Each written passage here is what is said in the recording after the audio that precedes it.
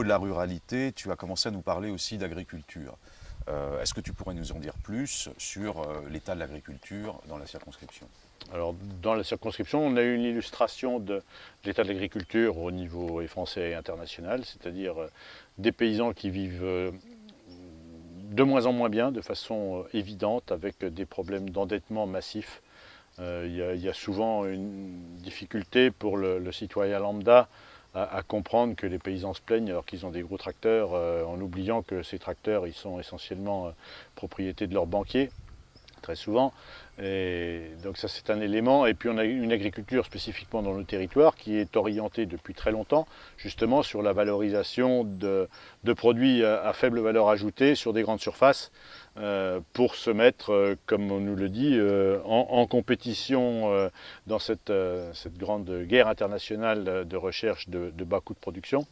Et nos territoires ne sont pas adaptés pour ça. C'est une des raisons majeures de la difficulté de l'agriculture.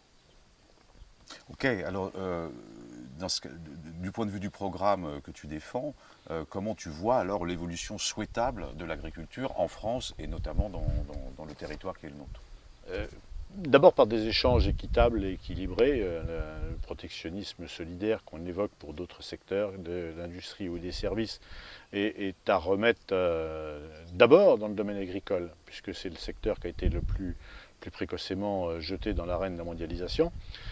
Et donc dans ces solutions, d'abord légitimer la nécessité de maintenir des prix minimums d'achat des denrées aux paysans, c'est-à-dire revenir au système qui existait dans la communauté économique européenne au moment de la mise en place de la politique agricole commune au début des années 60.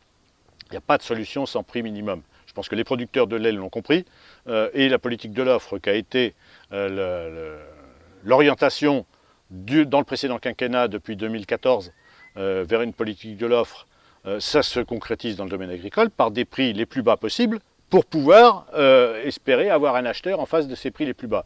Donc aujourd'hui, le président nouvellement élu est de façon déterminée dans cette politique de l'offre. Donc tous ceux aujourd'hui qui supportent cette politique de l'offre doivent admettre, si on était logique, que plus les prix sont bas, plus les gens vont bien se porter. Je pense que quand vous aurez dit ça à n'importe quel paysan, il va vous rire en nez en disant que de toute façon, plus les prix sont bas, plus il est dans la difficulté. Donc de ce point de vue-là, je crois que l'un des enjeux aujourd'hui, c'est de contester cette politique de l'offre au niveau national et de redonner à l'agriculture d'une de ses missions principales, qui est de nourrir nos populations d'abord, en évitant d'importer, comme on le fait, des millions de tonnes de soja, notamment d'Amérique du Sud.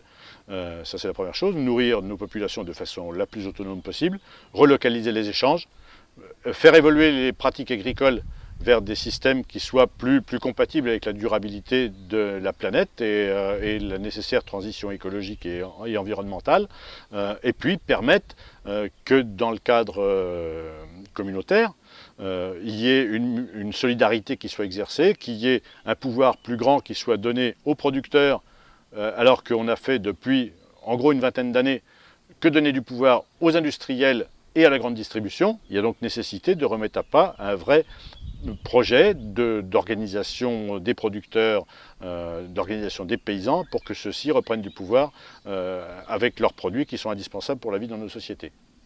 Alors, étant donné tout ce que tu dis, finalement, ce que je comprends, c'est qu'on va avoir besoin de plus de paysans, et non pas de moins.